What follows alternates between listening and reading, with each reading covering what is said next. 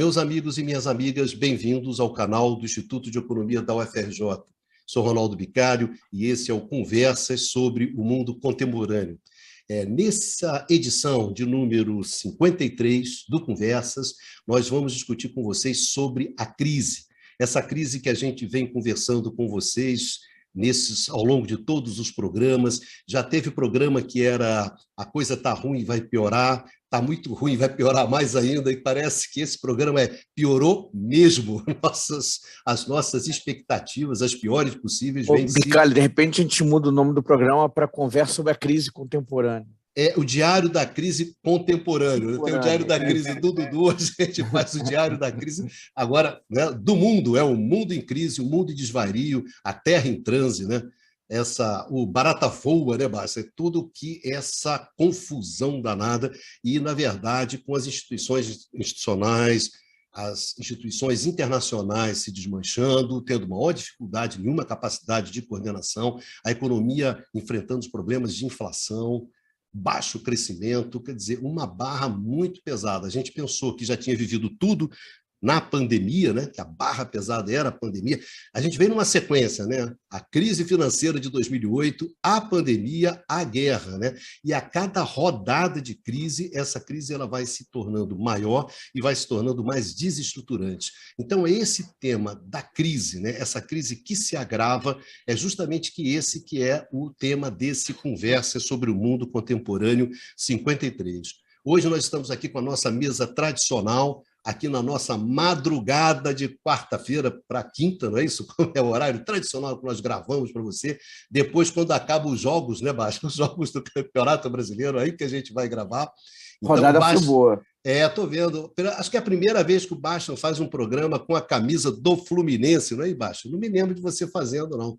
Lembro você fazendo com a camisa do Atalanta, agora com a camisa do Fluminense, o que é uma boa fase, né? É que tinha um problema aí, cara. Aconteceu uma coisa curiosa na pandemia, que minhas roupas começaram a encolher. Ah, entendi. Agora você comprou uma GGG, não é isso? Eu tive que... GG 3 pontinhos. Tá bom. Então, Baixazinho, hoje com a camisa do Fluminense, Eduardo Baixa, Luiz Carlos Delorme Prado, grande mestre. Estamos aqui hoje para mais, o Conversa 53. Tudo bem, Tudo bem, Prado? Tudo bem. Fora o que vai mal, que é muita coisa. Tirando o que não presta, como diz um amigo nosso, né? Tá tudo bem. Eduardo Costa Pinto, grande Dudu, mais uma rodada aqui no nosso Conversa sobre o Mundo Contemporâneo. É isso, Bicalho, estamos na área aí, abraço a todos e todas, e vamos discutir esse mundo em desvario aí, como você falou, esse mundo que está na rua, no meio do redemoinho. Exatamente. Na verdade, está na rua, no meio do tufão, não é mais nem redemoinho, não, já virou tufão. Como diz a galera, o bicho está pegando. Numa Mazati, e aí, Numazinho? Pronto para mais um Conversas? Boa noite a todas e todos, prontos para falar de novo de assuntos complicados. Exato, né? A gente não consegue falar sobre uma coisa boa nesse negócio. Eita, mundinho ruim. Mas vamos nessa. Pradinho, começando com você para dar o pontapé inicial nessa mesa, lembrando para os pessoal que segue a gente, que acompanha a gente no nosso programa, que vocês encontram esse programa também no formato de podcast. Basta vocês procurarem canal IE-UFRJ, que vocês encontram esse podcast aí. Encontra no Deezer, Spotify, todos esses tocadores que tem por aí, vocês acham. Então, se acham o programa. Então, se vocês querem assistir esse programa, ouvir esse programa, né? Então, vai lá no podcast do canal do IE-UFRJ que vocês encontram. Senhores, Pradinho, vamos começar então? Começar. O que não falta é assunto, hein, Prauta? Não falta é assunto. Então, vamos começar Nessas últimas semanas, saiu em todos os jornais no Brasil um dos temas que movimentou um pouco as notícias foram o fato de que o euro, que era sempre mais valorizado do que o dólar, se desvalorizou, alcançou mais ou menos o nível do dólar, ele vem oscilando mais ou menos em torno do dólar, ou seja, perdeu força. E, fora disso, você começa a olhar, os primeiros ministros europeus estão todos sofrendo profundamente com a situação, né? Boris Johnson saiu, na Itália Mário Draghi ameaçou sair, mas não vai sair. O Macron está sob pressão. Quer dizer, a situação não está boa para os governantes. Claro, cada um vai encontrar uma razão interna. A razão do Boris Johnson tem a ver também com o comportamento dele durante a pandemia, com a forma histriônica dele, coisas que transcendem a economia, mas, efetivamente, é raro acontecer a situação que um partido no poder troca o primeiro-ministro do partido. No sistema inglês, o primeiro-ministro é o líder do partido. Então, não houve uma eleição. O que aconteceu é que Boris Johnson foi, de certa maneira, afastado e o seu partido vai indicar um outro primeiro-ministro, independente das eleições. No caso da Itália, a questão da coalizão está difícil de ser mantida. A saída lá dentro da coalizão conservadora encontra resistência de levar adiante, e enquanto o Mário Draghi, que tem uma tradição como um tecnocrata e um economista tradicional, não consegue também trazer resultados melhores, e então a situação não está fácil por esse lado. Por outro lado, se nós analisarmos a situação do Reino Unido, nós vamos ver que a inflação lá está mais elevada que na Europa. O Banco Central Europeu, o Banco Central britânico, aumentou primeiro a taxa de juros que na Europa, ou seja, sob o ponto de vista da situação econômica na Inglaterra, a saída do euro não parece ter sido, nesse primeiro teste, uma coisa tão boa assim. Além disso, a Europa continua também sofrendo seus efeitos. É interessante que o grande impacto na Europa foi, sem dúvida, as sanções da Europa para a Rússia. Ou seja, em tese, sanções são feitas para prejudicar a economia do seu adversário. Mas a Rússia não é um adversário mais frágil, não é o Irã, não é a Venezuela. Então, essas sanções que foram feitas contra a Rússia voltaram para a Europa. Então, isso afetou muito a Alemanha. A Alemanha, cuja base é essencialmente indústria, ela vem sentindo os efeitos. Ela tem o primeiro déficit em balança comercial desde a década de 90, desde 91, se eu não me engano. O efeito foi muito pesado. A França ela vem, de alguma maneira, tendo algum crescimento baseado na força também do seu mercado de serviços, mas encontrando muitas dificuldades. Ela tem menos problema em termos de energia importada da Rússia do que a Alemanha. Agora, a Itália e a Alemanha, que são mais dependentes da importação de energia da Rússia, estão sofrendo muito. Então, a primeira coisa é o seguinte: parece que é um tiro no pé. Qual é a estratégia europeia? A estratégia europeia para enfrentar a crise parece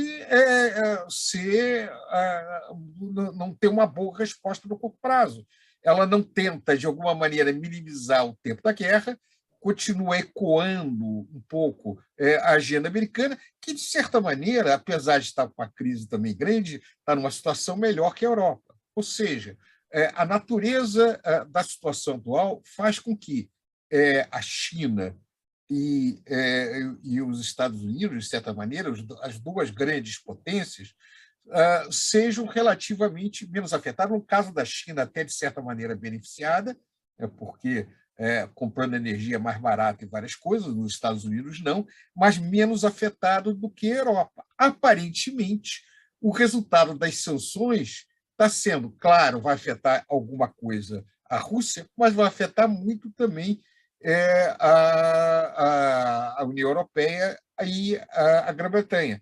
Mais uma vez, as guerras civis da Europa, que têm consequências mundiais, mas também têm profundo efeito sobre a economia e a sociedade da Europa. Valeu, Baixa. Valeu, Baixa, não, olha só, Baixa, essa camisa do Fluminense e tirou do sério. Olha só, Pradinho, valeu, Prado. Numa, gostaria aqui, suas primeiras considerações aí sobre esse caleidoscópio de crise.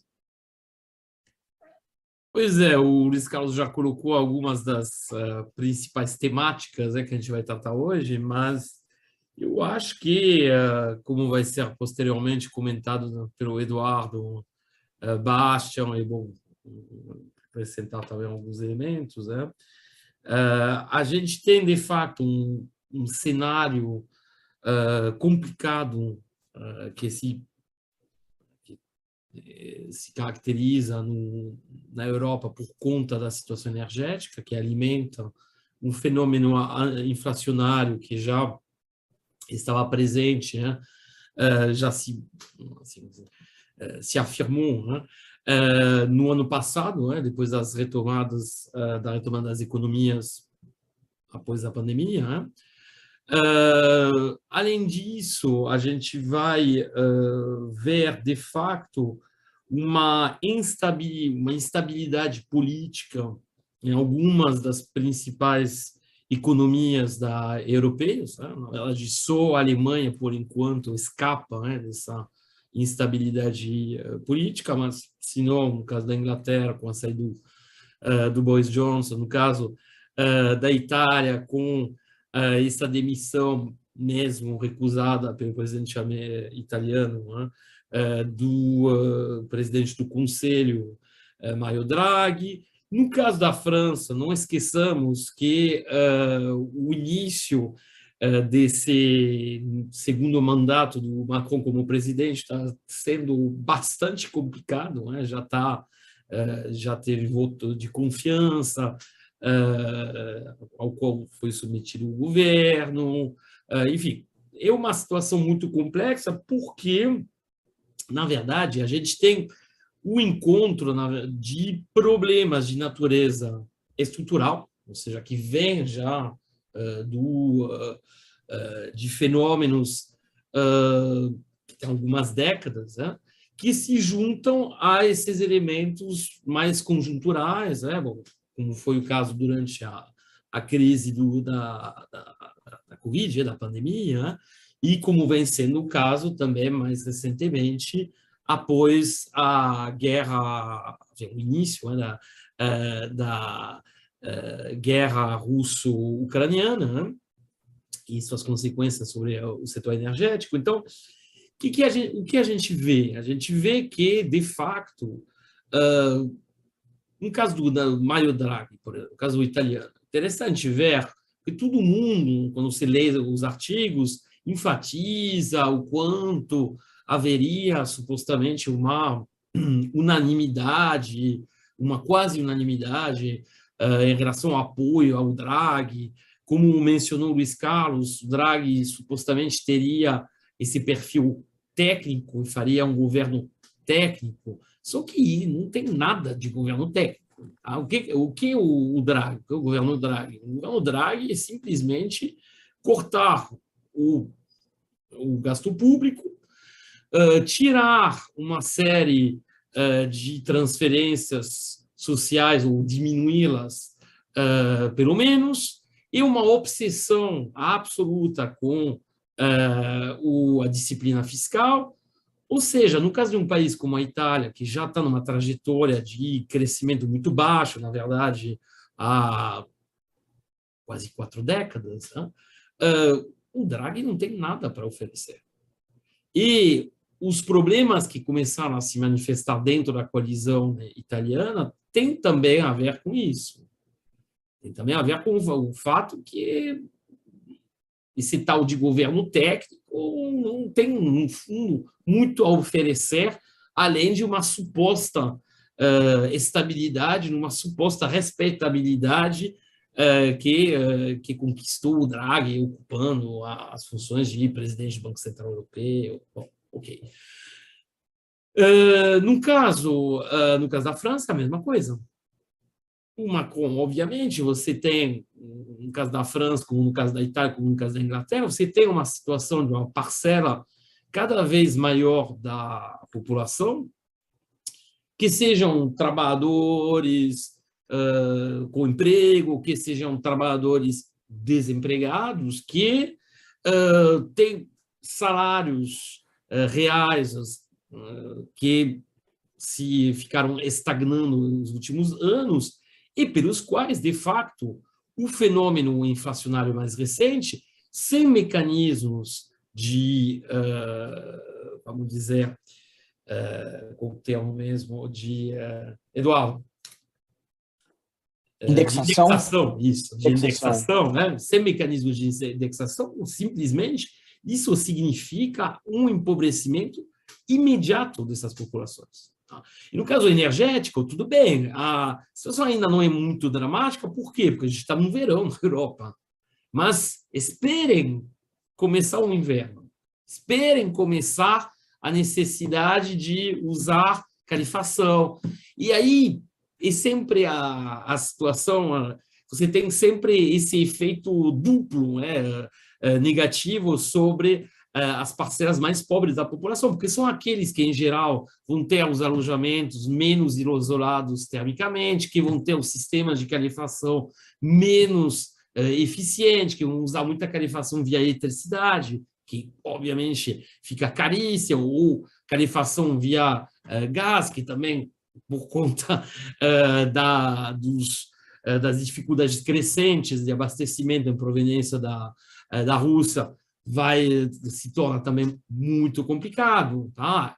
Aí, certos países, se a gente for olhar o caso, por exemplo, da Alemanha, e o caso da França também, até um certo ponto, estão tentando implementar sistemas de compensação para que não haja uma perda de poder aquisitivo tão grande, mas são sistemas parciais.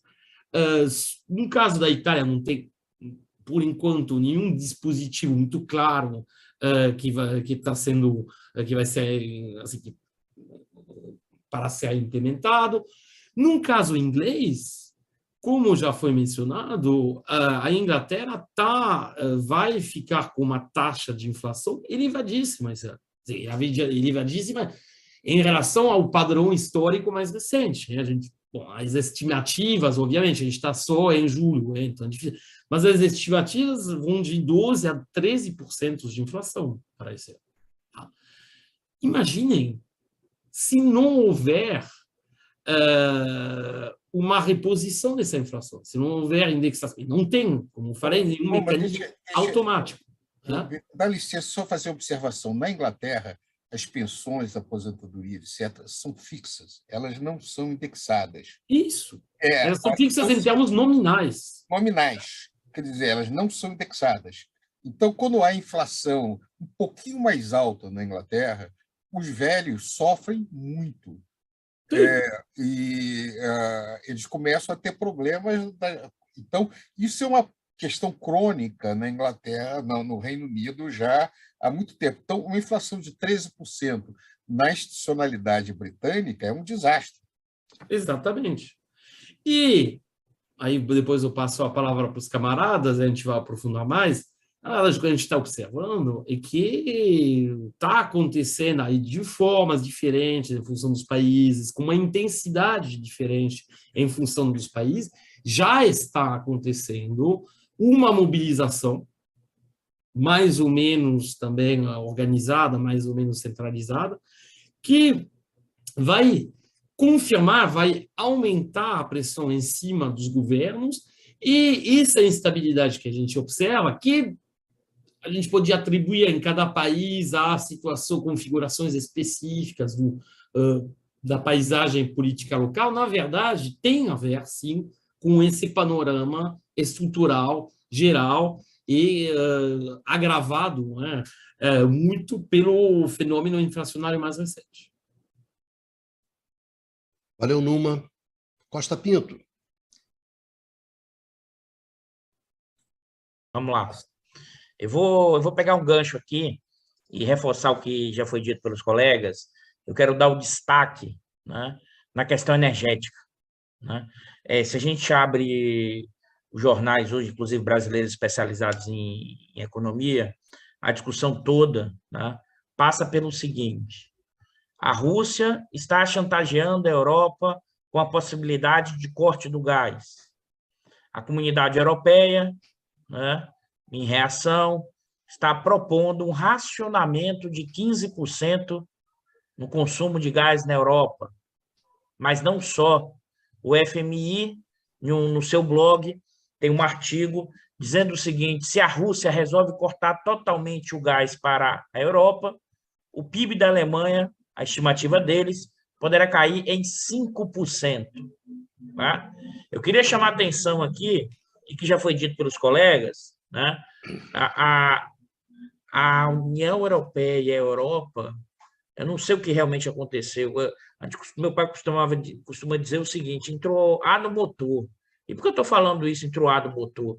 A União Europeia e a Europa não achou que a Rússia não ia reagir às sanções, como o Prado disse, e não ia reagir no sentido que a Rússia é um dos principais países produtores de energia, gás, petróleo e derivados? Né? E eu queria chamar a atenção, e por quê? Saiu o dado da Eurostat, mostrou que a inflação acumulada em junho, na zona do euro, foi de 8,6%.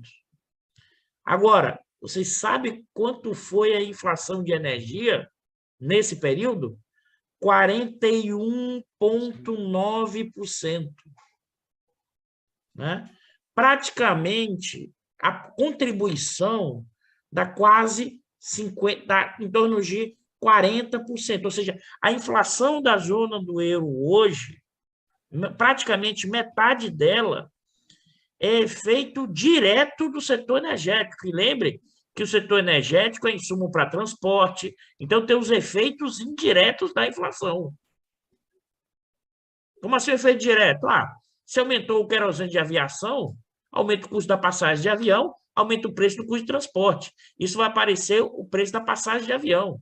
Ou seja, só de efeito direto, vou forçar a cidade aqui, só da contribuição do efeito direto, e aqui desse 8,9, 3,8 foi de energia, né? Direto. O que mostra, e aí essa inflação acelerando, né, tem a ver com a guerra e tem a ver com o próprio efeito da guerra, né, e também com a reação russa. Né? Eu acho que um elemento fundamental, e aí qual é o discurso? E aqui é loucura, porque isso vai gerar um impacto. O discurso normalmente que os ortodoxos vão fazer. Qual é o instrumento para combater a inflação? Aumentar juros. Só que necessária... Diga, Prado. Não, o Bloomberg fala exatamente isso, porque, sob o ponto de vista da ortodoxia da política econômica, eu respondo à inflação subindo juros. Só que eu tenho uma situação de estagnação, uma situação típica de estagnação. Então, isso é uma armadilha, sob o ponto de vista da política econômica ortodoxa, porque não tem saída. Se eu não faço nada, para eles a inflação sobe. Se eu faço, eu derrubo uma economia que já está caminhando para a estagnação. Então, como é que você resolve? Porque a inflação é de oferta, não tem a ver com problema de demanda e de crescimento, tem a ver com uma questão localizada energética. E aí, nesse sentido, vai aumentar os juros, vai empurrar a economia para uma situação de ainda recessão ou baixo crescimento, né? Com energia subindo, porque não vai cair. Sim. Esse que é o ponto.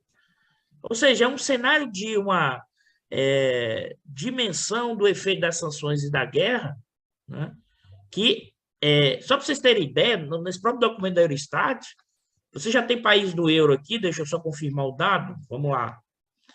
Por exemplo, a inflação de junho da Estônia já foi 22%, né?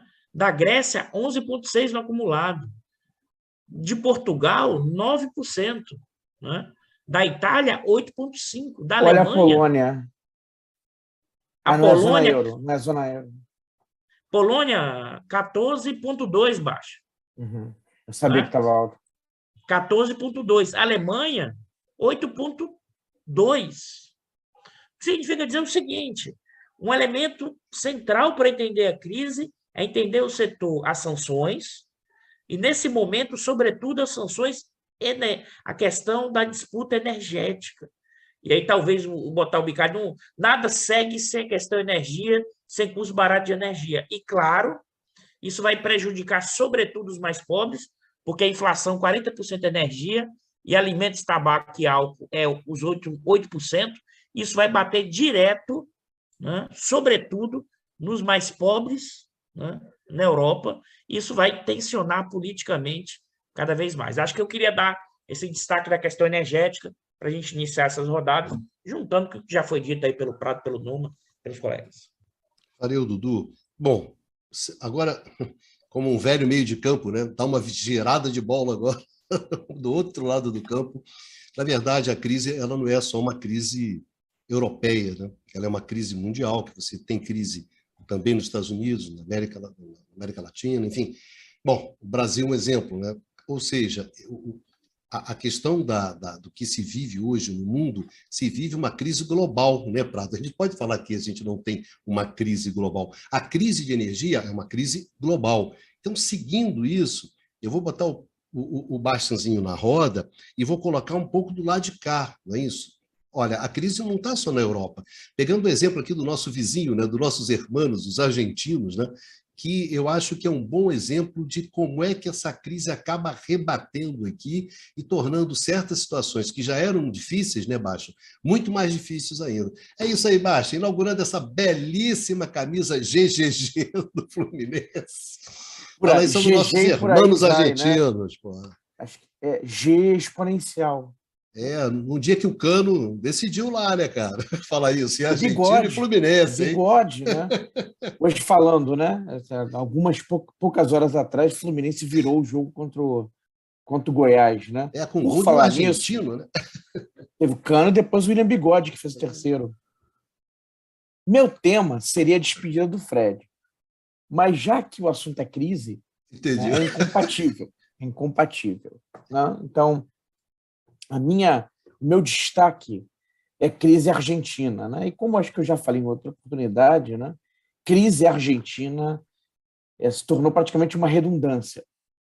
Né? A Argentina, acho que pode-se dizer, né, infelizmente, bom, pelo menos falo pessoalmente, porque tenho amigos na Argentina, gosto muito do país, a Argentina vem em crise quase que em modo contínuo, né? Já há algum tempo. Mas antes até de entrar na Argentina no meu destaque, né, quer dizer, como se falou muito da Europa, eu vou dar alguns pitacos, né, e passar uma impressão também pessoal, né, e essa impressão é de perplexidade. Perplexidade, na verdade, com a perplexidade deles, europeus. Tá? A perplexidade dos europeus em geral com a resposta da Rússia, tá? E no caso da Itália também com esse desfecho possível, né, desse fim da era Draghi, né, na Itália em particular. Perplexidade, porque eles estavam esperando o quê? Né? Quer dizer, a Europa teve uma resposta muito dura em relação à Rússia quando houve a invasão da Ucrânia, quando começou a guerra. Eles acharam que ia ficar barato. Tá? E com a dependência energética que eles têm da Rússia, tá? E que isso não ia respingar de maneira profunda neles. Né? Em certa medida, a resposta europeia é uma estratégia de automutilação. Uma estratégia de automutilação. Bom, e agora estão descobrindo que a automutilação machuca, né? Quer dizer, tem consequências. A Europa, eu procurei conversar nos últimos tempos com economistas e conhecidos, economistas, analistas e alguns conhecidos europeus para tentar entender um pouco a perspectiva deles, né, em relação ao que está acontecendo.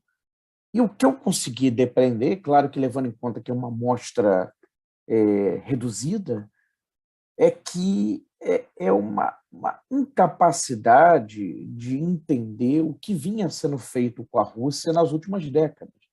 Quer dizer, todo o processo de cerco da Rússia com o avanço da OTAN, né, as perspectivas de, eventualmente, a Geórgia entrar para a OTAN, a sinalização, o interesse da Ucrânia, algumas provocações, tá? Eles não entenderem, né, como é que isso, da perspectiva russa, isso era grave e isso os vinha incomodando bastante.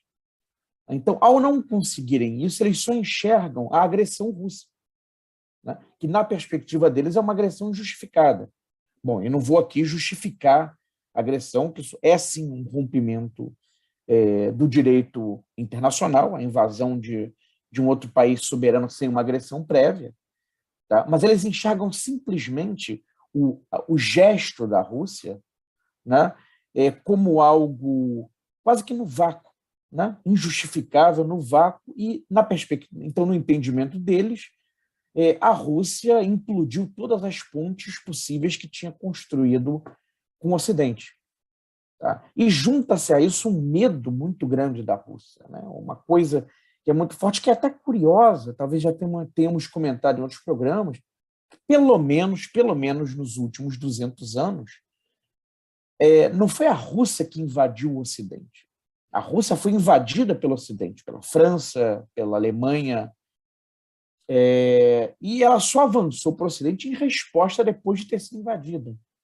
Então, esse medo de um avanço da Rússia, é claro que aí tem o elemento da Guerra Fria, né, da antiga União Soviética, mas isso chama atenção. Tá? E aí, agora, do ponto de vista econômico, essa opção que eles fizeram deliberada, né, de se afastarem da Rússia e optarem pelos Estados Unidos e por reforçar a OTAN, tá? É evidente que teria respostas por parte dos russos, né, e respostas que afetariam profundamente a economia europeia. Então, é algo curioso, né, para não dizer novamente surpreendente, que haja um certo sentimento de injustiça, tá, dos europeus em relação ao que eles estão sofrendo agora. E se é verdade também, que os Carlos pode comentar sobre isso depois, que a Rússia rompeu, né, desrespeitou o direito internacional ao invadir, respostas que foram feitas pelos Estados Unidos e pelos europeus também romperam com o direito internacional, tá? Sem que isso fosse comentado, né, aprofundado pela mídia ocidental. E no caso da Itália, um pouco bem na linha do que o Numa falou, quer dizer, o que o Draghi fez? Fez um velho pacote clássico, né? Aliás, tem até uma coisa, né? Quer dizer, quando fala em pacote técnico para essa turma, é pacote neoliberal. Troca o técnico por neoliberal, que são praticamente sinônimos na narrativa deles. Tudo que não é ortodoxia, tá, é visto como oportunismo, populismo, enfim, são utilizados sempre termos pejorativos, irresponsáveis, políticas irresponsáveis. Então, esperar o quê? Numa economia como a italiana, estagnada há tanto tempo, com maior desemprego entre jovens, pelo menos dentro da zona euro, possivelmente na União Europeia, tá? Medidas restritivas, tá, vão na direção oposta do que a Itália precisa. Tá? E é sempre a mesma ladainha, sempre o mesmo modelo sendo repetido, dando errado. Né? E é incrível, né, acharem que uma estratégia que vem dando errado, sendo repetida, vai alcançar algum resultado diferente dessa vez. Tá? Então, o Mattarella, o presidente da Itália, recusou lá a renúncia do Draghi, mas ele está sem base. E, bom, há uma sinalização de que amanhã, na quinta-feira, 21 de julho, ele vai apresentar novamente a sua renúncia. Né? Importante deixar a data, né, Bicalho, porque como vai ao ar depois no sábado, né, algumas coisas que a gente fala aqui, que são de muito curto prazo, já caducaram. Né? Então, quer dizer, essas seriam observações em relação à Europa. Agora, o curioso da Argentina, eu vou colocar como destaque inicial, depois a gente trabalha mais sobre isso, que eu acho que eu já estou me alongando muito, tá? É que se vocês chamaram a atenção para a questão da elevação das taxas de juros como sendo uma estratégia inadequada para combater a inflação na Europa, enfim, no hemisfério norte.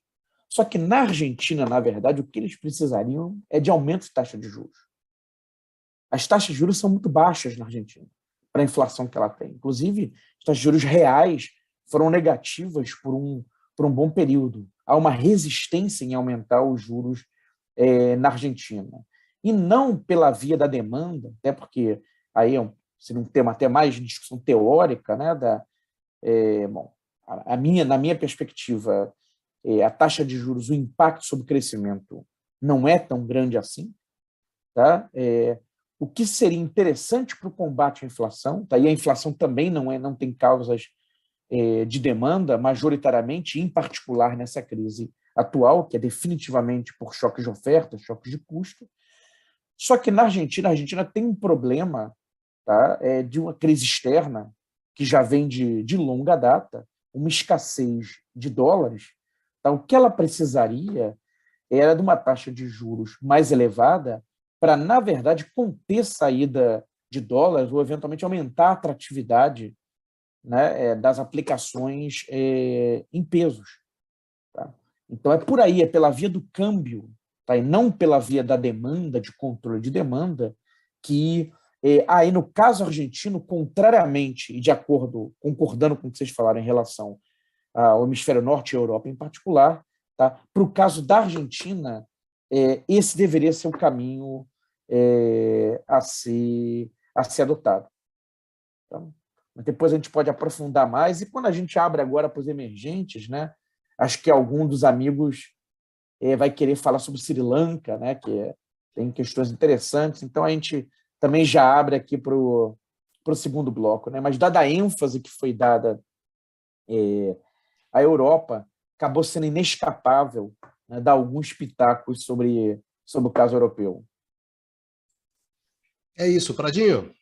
Deixa eu fazer a observação seguinte. Olha, se nós formos levar em conta invasão de país estrangeiro sem provocação prévia e sem apoio das Nações Unidas, o país que merecia sofrer várias sanções, por esse critério, seria os Estados Unidos. Se você pegar a lista a partir de 2000, só rapidamente, você tem... Só uma coisa, Luiz Carlos, eu estou plenamente de acordo, mas também não elimina o fato que a Rússia violou tocante o direito internacional. Mas estou plenamente de acordo. Até para colocar, eu não tenho a menor simpatia pelo governo de direita do Putin. Eu acho um equívoco colocar, tem que lembrar que isso não tem... nem eu, sim. Há uma confusão de acharem que é a velha União Soviética. É a velha União Soviética. É um governo conservador e ele rompeu com o direito internacional. Quanto a isso, eu não tenho dúvida. Atuou com um ato de força de grande potência. A questão não é isso. Isso tem que ser rejeitado nos fóruns internacionais. Também tem que sê-lo qualquer invasão de outro país soberano. Né? Agora, na própria visita do presidente americano para a Arábia Saudita e depois para Israel, ele declara de que, se não chegar a um acordo com o Irã com referência à agenda nuclear, ele poderá usar força militar. Ora, se ele usa força militar, o que ele está anunciando? Está anunciando que vai invadir um país soberano por medidas preventivas. Se você pegar uma relação dos últimos anos dentro disso daí, é fácil você pegar a quantidade de intervenções que você teve dentro, com referência à ação americana. Você teve ações na Somália, você teve ações no Iraque, teve ações no Iêmen,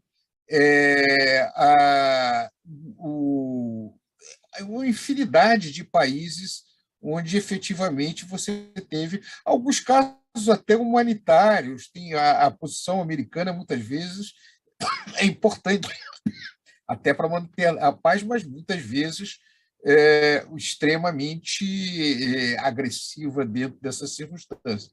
Então, a questão que se coloca não é, de maneira nenhuma, minimizar a ação russa. A questão que se coloca é o seguinte: nem a Europa, nem os Estados Unidos estão fazendo um esforço para acabar com o conflito. Quando você tem um conflito, você procura, de alguma maneira, caminhar para negociações. E não é o caso que está acontecendo. Ninguém oferece, ninguém tenta intermediar algum tipo de acordo na região. Nem leva em conta, esse é um ponto importante, a natureza, que é a demanda russa, de que a segurança deve ser coletiva, ou seja, ninguém pode aumentar a sua segurança à custa de outro país. Embora não me agrada esse equilíbrio de terror, a Realpolitik indica que, de alguma maneira, é necessário negociar. Então, o caminho dessa situação é um caminho de negociação, óbvio. Mas isso não é a nossa praia é a economia. O problema é o seguinte: o problema é a decisão de você usar, e quem usou isso a primeira vez foi os Estados Unidos e a Europa, a arma econômica contra a Rússia. Tem um autor de ficção científica que eu gosto muito, que é Robert Heinlein, que escreveu algumas grandes obras de ficção científica ao longo do século XX, que ele diz o seguinte: nunca se pode subestimar a estupidez humana. Então, o que me parece, as ações da Europa foram estúpidas. Estúpidas em que sentido? Elas nem resolvem o conflito, não são suficientes para botar a Rússia fora de combate e afetam profundamente a sua própria população. Então, elas caminham no sentido de agir contra seus próprios interesses. E é muito pouco discutido isso daí. É curioso que, quando tem alguns grupos específicos que se opõem a isso, até a Alemanha, um país democrático, saiu outro dia na internet, entrou com uma ação contra uma jornalista alemã que, em tese, estava dando a interpretação da Rússia. Eles fizeram uma lei onde dá uma interpretação, ou de alguma maneira trazer a visão, não sei se seria considerado um ilícito. Ou seja, esses países, a Europa, a grande imprensa, está fazendo aquilo que ela critica, aliás, com razão, na Rússia e na China. Está reprimindo ideias distintas, ideias diferentes. Aí volto a recolher mais uma bela frase do Robert Heinlein. Ele diz o seguinte: nunca aprendi nada com alguém que pensa igual a mim. Você ter visões discordantes faz parte daquilo que se alega que é o grande argumento do Ocidente, que é a defesa da democracia, que eu acho que o valor em si. Então, o que nós temos hoje é um profundo problema econômico, a meu ver, muito alimentado também por uma miopia sobre a natureza do problema, que está conspirando contra o interesse da Europa. Mas eu sei que você pode fazer várias interpretações sobre isso. Fala, Eduardo. Não, fazer só um comentário, porque eu acho que, na verdade, a Europa tem muito um discurso da diferença, quando a diferença não afeta os seus interesses. E, historicamente, ela sempre opera a partir de uma ideologia ou de uma lógica eurocentrada. Então, a partir do momento em que você tem divergências de visões de mundo, ela busca homogeneizar. E, nesse momento, ela busca homogeneizar, só que essa homogeneização, inclusive, está gerando efeitos negativos para a sua própria dinâmica interna. Eu estou fazendo a provocação aqui no sentido que, a despeito que parece uma irracionalidade, mas, na verdade, em certa medida, o padrão europeu, quase sempre quando tem divergências de leituras e interpretações, a ideia é universalizar o padrão europeu, historicamente. Então, a ideia, uma certa visão que varia entre uma certa condescendência com uma visão superior com referência ao resto do mundo. Então, isso nós estamos vendo claramente. Agora, e também tem ganhadores. Quer dizer, o famoso complexo industrial militar é um ganhador. Tem muita gente ganhando isso. Sim. Não podemos imaginar que é só estupidez, é também negócio. Mas é um negócio que, na circunstância que a Europa está vivendo, vai aumentar muito o grande problema que é a estabilidade política. Então, a economia está afetando a democracia, que está afetando a estabilidade política, e nós estamos num processo extremamente perigoso de retroalimentação. E uma coisa, Luiz Carlos, que só queria que você falasse rapidamente, a resposta que foi dada para de congelar, se apropriar de ativos russos, isso também viola o direito internacional, algo que você já falou em outra oportunidade. Absolutamente. É mais do que isso. Obviamente, nenhum de nós tem nenhuma simpatia por milionário russo, mas você Sim, claro. ativos, propriedade, a propriedade não é sagrada, propriedade de pessoas físicas russas. Desculpa, Prado. Eu só ia comentar que eu não tenho com nenhum milionário russo, norte-americano, nem brasileiro. Não, eu também não tenho, mas apenas dizer o seguinte: a partir de que lei... Dudu não perde uma oportunidade de jogar para a galera. Pois é, mas a partir de que lei você expropria, a partir de que princípio você expropria propriedade de pessoas físicas pelo simples fato de ter nascido em um determinado país, com o objetivo deles fazerem pressões para mudar o governo. Então, o que você tem é um atentado contra as boas normas do direito internacional, e eu acho que é muito interessante uma discussão que tem sido colocada algumas vezes até por comentários alternativos de que há um choque entre o Estado de Direito, as regras de direito que foram construídas a partir da formação da ONU, do Congresso de São Francisco, de toda a base da institucionalidade internacional, e o tal do mundo regido por regras. Quem faz as regras? As regras não têm regra. As regras são aquelas que são parte do direito internacional. Sanção unilateral é contra o direito internacional. É claro que sanção pode e deve ser usada, mas ela deve ser usada segundo as regras do direito internacional. O uso que os Estados Unidos faz da tal da bomba dólar, ela vem prejudicando profundamente a estabilidade internacional. Então, países como o Brasil, países em desenvolvimento, que no passado se dizia não alinhados, eles podem, com absoluta legitimidade, dizer o seguinte: esse tipo de conflito entre vocês nos afeta, e nós temos direito de dizer não, nós não queremos esse tipo de jogo. Eu usei a expressão guerra civil europeia porque, na verdade, é a Rússia e a Europa. Então, mais uma vez, a Primeira Guerra Mundial, imagina a Europa como um conjunto, é uma guerra entre europeus. A Segunda Guerra Mundial tem uma guerra lá na Ásia, mas tem uma guerra entre europeus. Então, mais uma vez, essas guerras civis na Europa, que adoram uma guerrazinha interna também, ódios ancestrais, vem afetando a economia mundial. E está sendo usada pelas grandes potências, pelos Estados Unidos de um lado, e beneficiando a China, que é vista como inimigo, porque, afinal de contas, a China está muito feliz de comprar energia barata, enquanto a indústria alemã sofre com isso. Acho que eu falei muito, vamos seguir. Numa.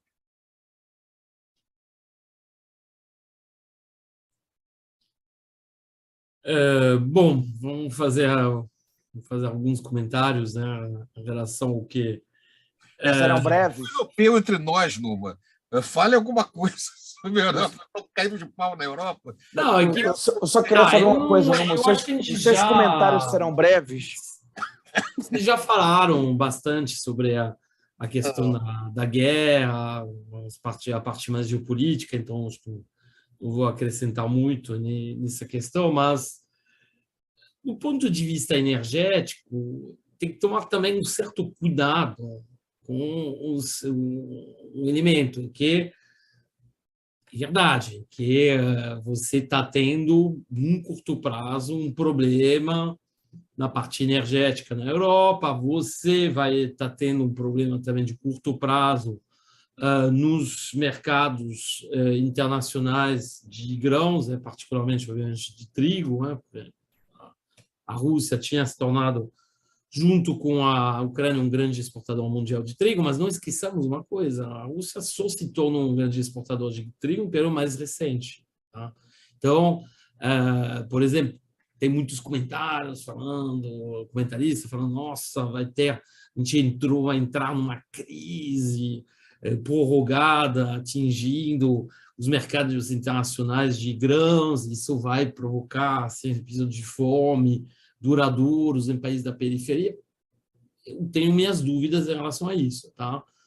Você vai ter uma adaptação, já está tendo uma adaptação, os países produtores, exportadores de bens agrícolas já estão se adaptando, que sejam países centrais, França, Estados Unidos, países periféricos, está sendo o caso na Argentina, na Austrália, mesmo se a Austrália não é bem periférico no sentido literal da palavra. Então, acho que nesse ponto de vista as coisas vão se arrumar.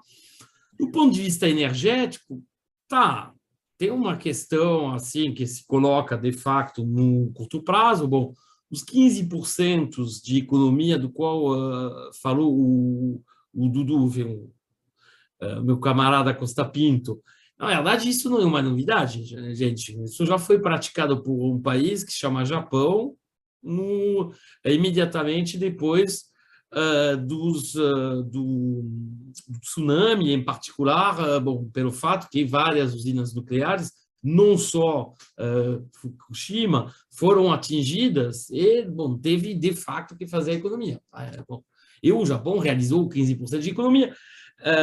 E tem que pensar também que isso que é enxergado como algo dramático no primeiro tempo, primeiro vem de um problema que, mínimo, que aí expõe, a meu ver, uma questão de capacidade de planejamento por parte dos países europeus que foi se erodando, que foi se atrofiando ao longo do tempo, como um país como a Alemanha, com a base industrial que tem a Alemanha,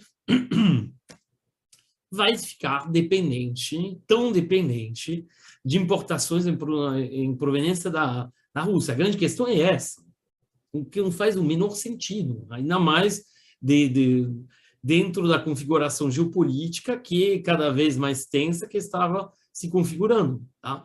Tudo bem fazer Ostpolitik, você não pode depender à altura, sei lá, de 60%, ou 70%, depende das estimativas, das importações de gás russo. Isso faz o menor sentido. Tá? Então, a gente vê, na verdade, mais um problema que eu qualificaria de um problema estrutural, que é um problema de falta de planejamento, tá? De falta de diversificação. E, em última instância, aí, não é para fazer um apelo nacionalista, um único grande país europeu que não está se preocupando tanto, na verdade, por enquanto, com a questão de gás, pelo menos do que os outros, é a França, que fez a escola da energia nuclear. Pode ser polêmico, mas a Alemanha não somente cometeu assim, um erro estratégico, de depender muito do gás russo, mas ainda por cima abandonou a energia nuclear e agora vai importar GNL, que é produzido, por exemplo, nos Estados Unidos, já assinou vários contratos, o Bicalho pode falar melhor do que nós sobre essas ações, sendo que é produzido a partir da tecnologia de fracking, que em termos de meio ambiente é uma das coisas mais desastrosas. Então, lá a gente também esbarra numa questão que tem a ver com o que é a concepção, por exemplo, da ecologia. O ecologismo militante, a ecologia militante que a gente observa na Europa, e particularmente no caso alemão, onde o Partido Verde junta basicamente tudo o que a gente pode olhar, ou seja, uma visão completamente curtoprazista dos assuntos ambientais, com uma simpatia muito grande com o liberalismo econômico, para não dizer com o ultraliberalismo econômico, ou seja, vai ser resultado. Tá? Então, a gente vê a dificuldade hoje de estados que abandonaram o planejamento econômico, planejamento, obviamente, no sentido das economias socialistas, mas um planejamento da sua estrutura econômica e que, de fato, se encontra nesse caos. Tá? Bom, mas é um caso que vai durar pouco, porque não é tão difícil, no final das contas, você ir substituindo, você vai conseguir uma crise que pode ter um efeito em 2 anos, você vai conseguir substituir, não é? Quando leio alguns que dizem que a indústria alemã vai parar, não vai parar, não é bem assim, tá? Então tem que, assim, acho que tem que ter um certo cuidado em relação a isso, tem que ter um certo cuidado também em relação às previsões de inflações, porque não está muito claro quão duradoura vai ser essa inflação. Aí que a gente volta ao que a gente estava falando no primeiro bloco, que acho importante, que é a questão, obviamente, do conflito distributivo. A configuração do conflito distributivo, de forma estrutural, no caso europeu, em muitos países centrais, de fato, foi vamos dizer, se tornando cada vez mais atrofiado.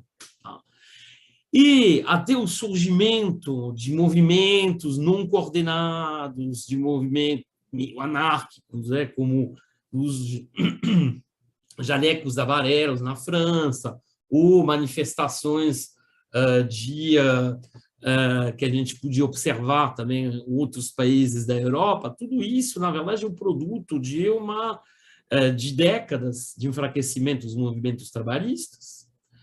E a gente está vendo que, mesmo começando a ter movimentações sociais, particularmente assim, nos setores que ainda mantêm uma taxa de sindicalização elevada, seja na França, na Inglaterra ou na Itália, ou seja, em geral, ou empresas públicas, ou ainda semipúblicas, ou funcionários públicos, mesmo assim, a gente já está no 2º ano de inflação.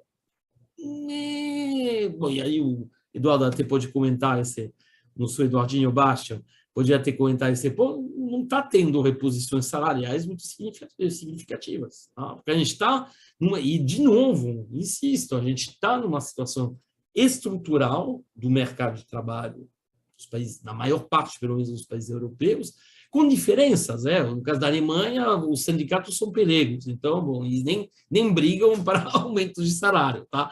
Mas nos outros países, a mobilização sindical caiu muito. Então, você está com um mercado de trabalho muito desestruturado, você tem uma disciplina em cima dos trabalhadores que se impôs de forma muito forte, e tem esse discurso moralizador, esse discurso desqualificador da mobilização sindical.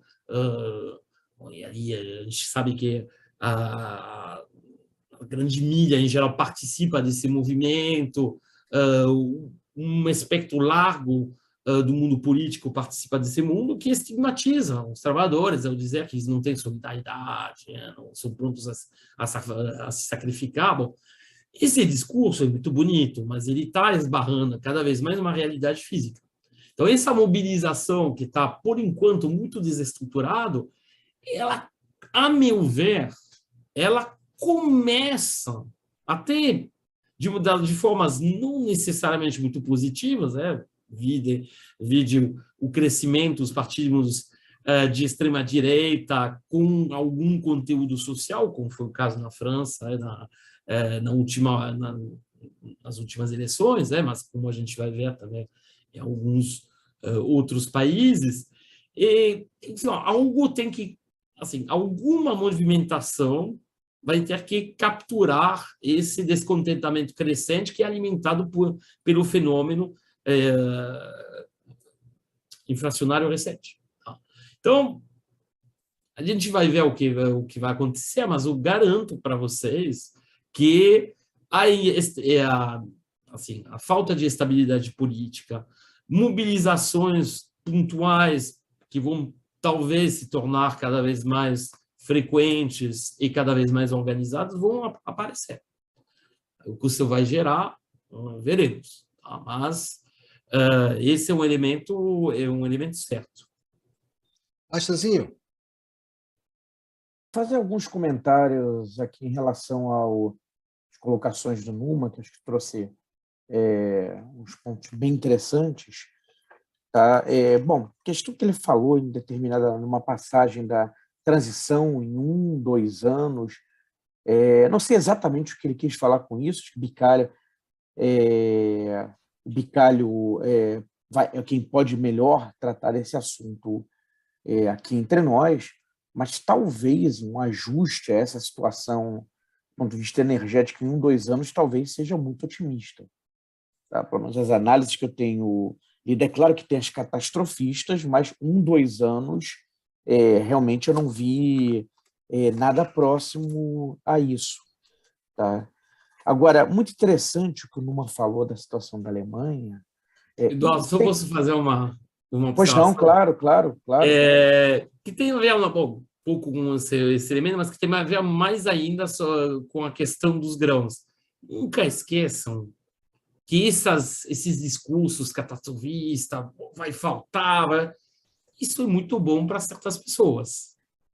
Claro, Para não, mas especuladores. No caso dos grãos, eu não estou pensando por exemplo, na questão dos grãos, sim, mas na questão energética, em particular da transição energética energética, na Europa, sim. E a redução dessa dependência em relação aos russos. Com certeza. Tá? Agora, mas aí o Bicalho, Ronaldo, confirma isso.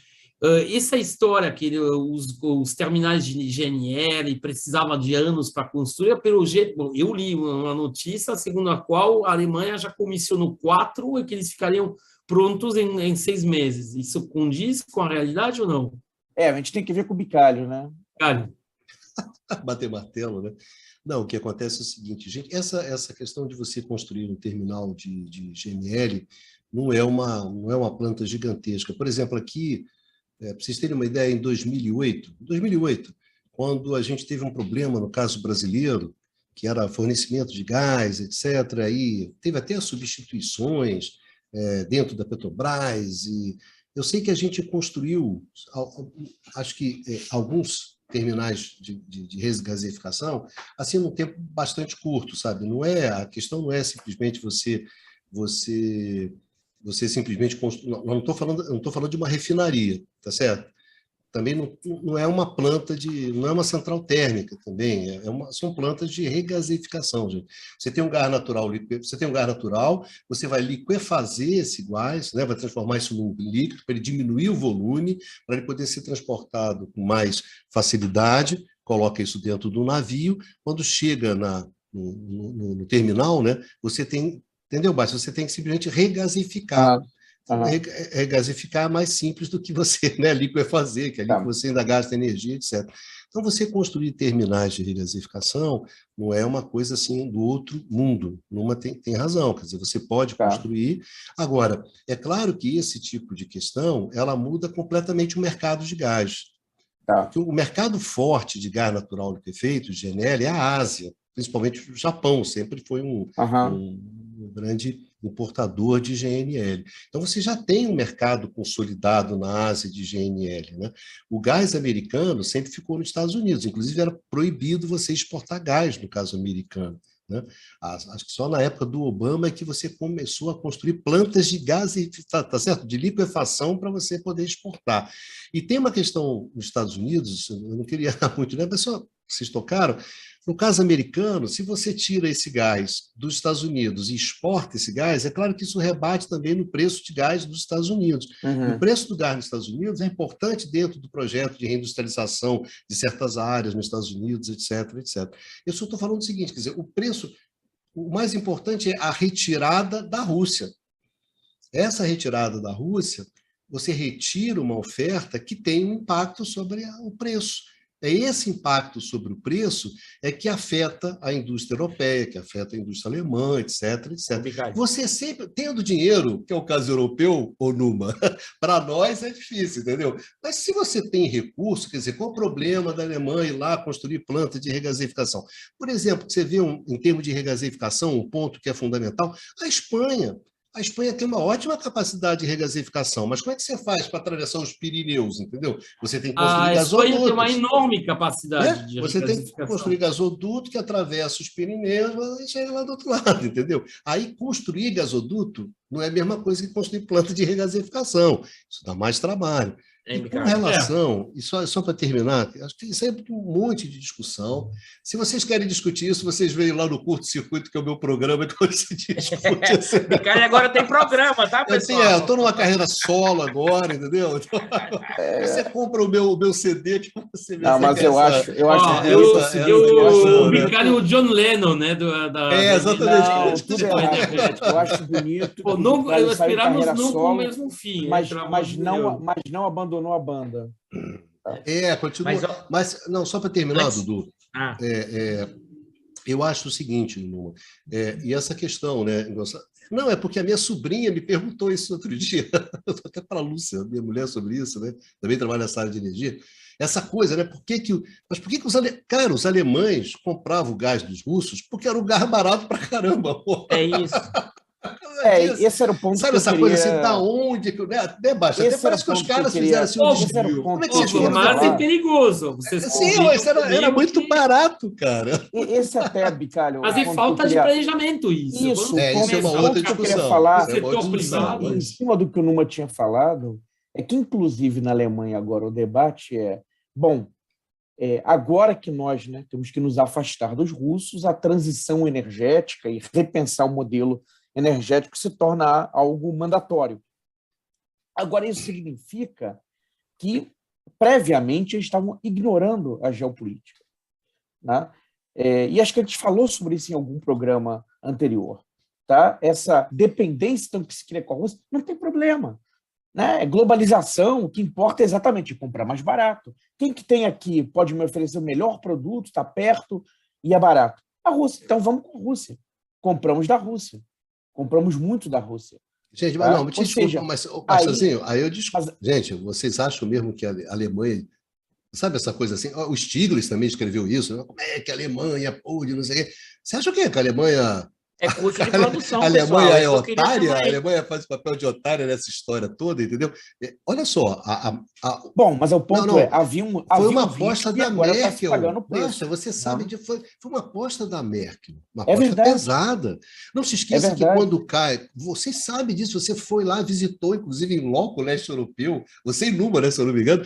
Meninos, vocês foram lá, quer dizer, houve nitidamente uma aproximação da Alemanha em relação ao leste europeu. Tá certo? A competitividade da Alemanha é fruto disso, né, Bicalho? Exatamente. Da Alemanha é fruto disso. Na verdade, até foi a fronteira de expansão, vamos dizer assim, econômica da Alemanha, depois que caiu a cortina de ferro. Inclusive, voltando lá atrás, uma preocupação que havia, em particular do ponto de vista da França, é que a Alemanha se desinteressasse, a Alemanha unificada, reunificada, quando cai o Muro de Berlim, cai a cortina de ferro, que ela se desinteressasse pelo projeto europeu e se voltasse inteiramente para o leste. Então, a França incentivou muito a criação da moeda única, né, porque a moeda única era uma maneira de soldar, né, o compromisso alemão com o projeto europeu.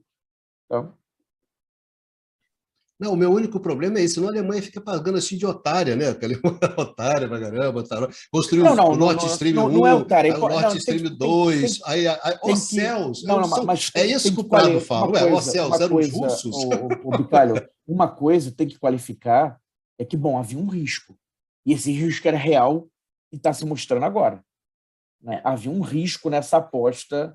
Tem um pequeno detalhe, quando, como na Alemanha, você tem dezenas de milhares de soldados americanos que estão no seu território, ou seja, que você na prática, e os alemães podem não gostar disso, que você é um protetorado americano, é uma aposta mais do que arriscada, é meio burrice. Agora, mas aí, você me desculpe, mas aí a aposta... Minha colocação. Assim, mas aí eu vou no Luma, vou na provocação do Luma. A aposta não foi a aposta errada nos russos. A aposta foi nos americanos. É isso. Quando os americanos chegaram lá e falaram, acabou a brincadeira, os alemães... um cínico diria, Numa, que não é a Alemanha que é um protetorado dos Estados Unidos, é a Europa toda. Agora, os franceses não vão engolir essa. Eduardo, quem tem dúvida sobre isso? Óbvio que a a Europa toda em um protetor. Aí tem graus e graus, mas acaba sendo isso. Gente, vamos lá, deixa o Costa Pinto aqui, que agora a coisa esquentou, né, Prado? Prado que gosta da coisa esquenta. Vamos lá, vamos para o jogo. O detalhe é o seguinte, a coisa esquentou sem a participação do Prado. Uma frase. Depois eu passo... Hoje não teve Guerra Fria, né? Eu estou gostando do debate aí, hoje está animado. Mas teve uma jornalista ocidental que perguntou para uma autoridade indiana, eu não sei se foi o primeiro-ministro, não sei se foi o Bush, eu não sei quem foi, mas eu estava vendo, eu gosto de ver um site indiano, que é o ION, que é muito interessante, e nesse site tinha uma entrevista dessa autoridade, onde um jornalista estrangeira, europeia, disse o seguinte: os senhores estão sendo acusados de estarem ajudando a Rússia nessa situação, aumentando a compra do gás e do petróleo russo. Disse, não, eu não estou aumentando a compra do petróleo russo. Os funcionários públicos da Rússia são orientados a comprar o petróleo e o gás mais barato. Ocorre que o petróleo e o gás mais barato hoje é o da Rússia, por isso eu compro. Então, o meu papel é defender os interesses da Índia. Então, eu acho que a Alemanha estava absolutamente correta. Na verdade, a Europa deveria resistir esse avanço da NATO, que só ocorreu por apoio europeu. Eu acho que a desculpa do protetorado não se aplica, que basta um país dizer que não quer, não aceita a ampliação para impedir a ampliação da NATO. O argumento de que a Europa é um protetorado americano não me convence. Se é um protetorado voluntário.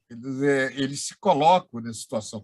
A presença de tropas americanas na Alemanha é inócuo do ponto de vista da Alemanha. Ele não tem como fazer nenhum tipo de ação lá. Então, isso é uma escolha da União Europeia. Sim, é uma escolha. Agora, Luiz Carlos, eles se sentem seguros. Certo ou errado, eles se sentem seguros e ameaçados pela Rússia, e na hora do vamos ver... Né, claro que eles se sentem protegidos pelos Estados Unidos. Como o irmão mais velho. Né? Eles se sentem protegidos. Por isso eu disse que não é uma imposição. Se é um protetorado, é voluntário, não é uma imposição. Nenhum país europeu ele fica olhando aquelas árvores e diz o seguinte: não, se eu não me comportar bem, vai haver uma invasão. Isso está fora de cogitação, não tem como. Então, trata-se...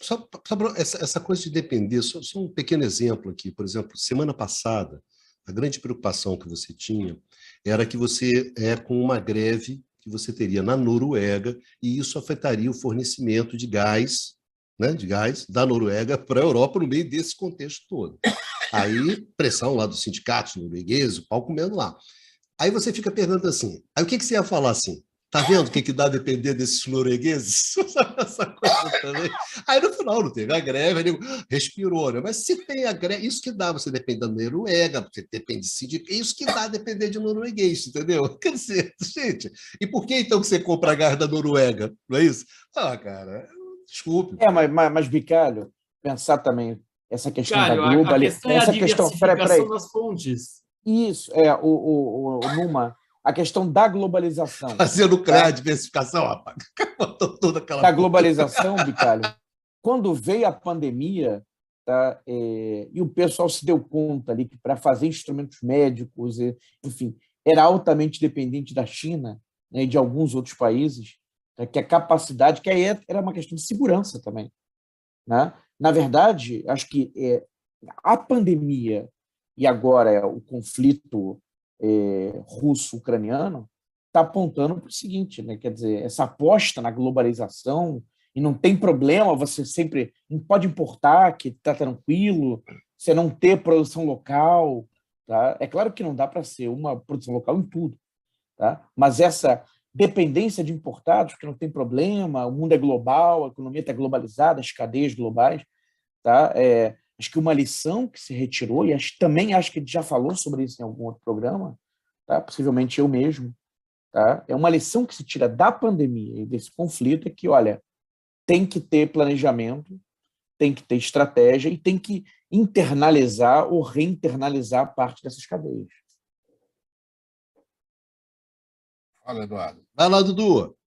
Eu tentar falar agora que Dudu, vocês não você deixaram eu ficou falar, não, hein? quieto, hein, Dudu? Vocês não Meu deixaram eu falar, não. Eu Deus! estou quase meia hora Duduzinho aqui ficou tentando quieto falar. durante quase meia hora de programa, rapaz. Mas Faltou personalidade. Dado isso tudo, eu quero. Ainda tem que ouvir essa do baixo, essa hora da noite. Ninguém merece, mas vamos lá. Ainda com camisa do Fluminense. O ponto que eu quero voltar de novo para o ponto que o Numa trouxe lá atrás, depois que vocês falaram isso tudo. Estava prestando atenção em tudo que vocês estavam falando, tá? Eu acho, Numa, que a questão energética ela vai ter um peso. E por que isso? Ela vai além de um curto espaço de tempo. E por quê? Porque essa reconfiguração de, por exemplo, colocar a regasificação, isso necessariamente você faz rápido. Então, você não tem um problema de escassez, mas você vai ter um problema de preço. Então, isso vai aumentar o custo de produção da Europa inteira, no momento que você está tentando trazer de volta a indústria para gerar emprego.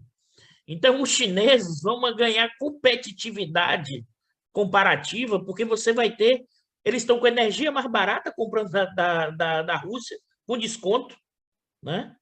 Ao mesmo tempo, os custos energéticos vão subir e vão afetar os custos de produção da Europa, né? Então, claro que a inflação é um fenômeno, depois você para, mas você vai ficar com um nível mais alto de custo de produção e, em certa medida, você vai perder competitividade. Então, é por isso que não é, assim, tem um retorno, como você falou, Baixa, para os espaços, mas tem essa complexidade de como você traz de volta o processo industrial com custo maior. Porque a competitividade chinesa, inclusive, vai aumentar a capacidade chinesa de colocar ainda mais barato dentro. Você vai fechar completamente? E aí o custo, o preço subindo, você vai fazer o quê, então? Vai arrochar em cima do trabalho para compensar isso? Ou seja, tem umas encruzilhadas e, na verdade, uns momentos não claros ainda do que vai seguir, porque o processo está muito imbricado. Mas era isso que eu queria comentar. Agora, eu queria falar sobre o que você falou, Dudu. Só um comentário em cima do que você falou também, mas vou ser bem breve dessa vez. Tá? Você chamou atenção que as reposições salariais não têm sido integrais, né? Quer dizer, agora, é verdade, isso é verdade, mas diante da debilidade dos sindicatos, pensando no hemisfério norte, nas últimas 3 décadas, tá, tem acontecido um recrudescimento do sindicalismo, tá? Um fortalecimento da atividade sindical que tem tido um certo protagonismo e feito greves em lugares onde a gente já não via mais falar desse tipo de movimentação. Então, nesse sentido, eu vejo um lado positivo, tá? Desse fortalecimento do sindicato, dessa redescoberta, né, da movimentação sindical, tentando repor perdas. Agora, o quão duradouro será isso?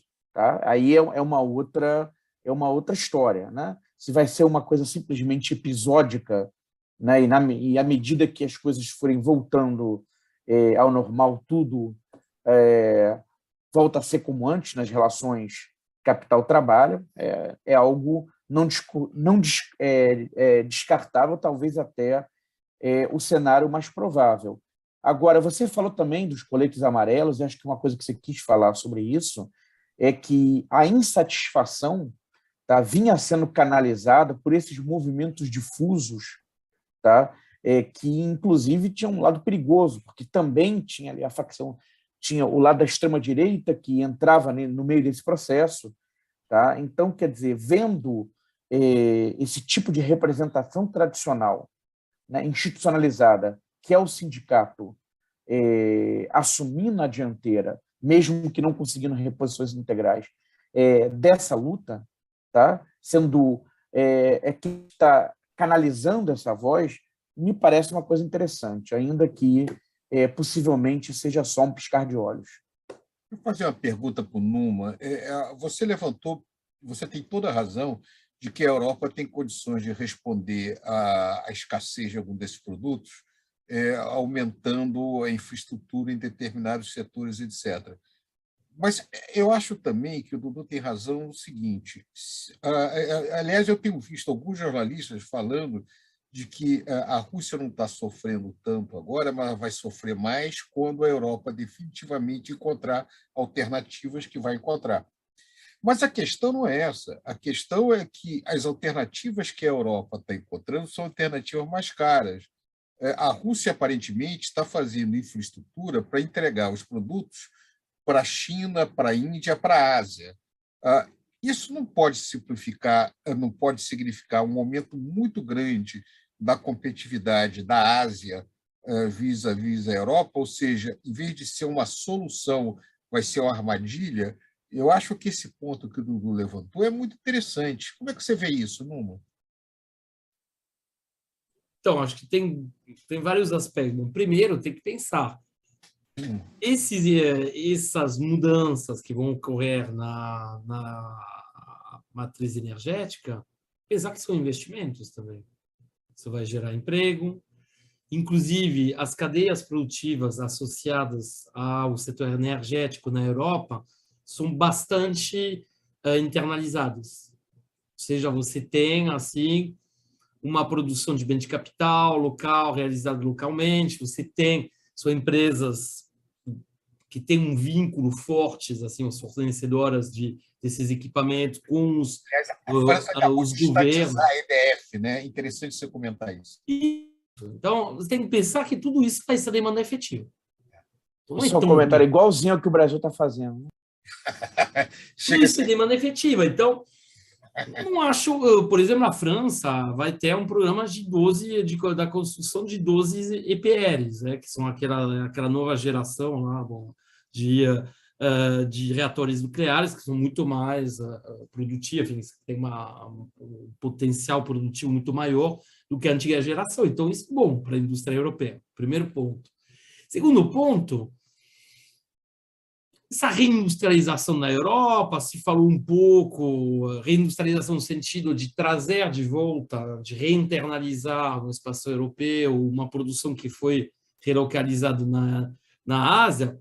Se falou durante a pandemia, tem de fato, como colocou Eduardo Bastian, tem esforços que têm sido feitos em setores específicos, particularmente o setor complexo de saúde, até por uma questão de segurança nacional, de estratégia de segurança ligada a esse setor de saúde. Tá?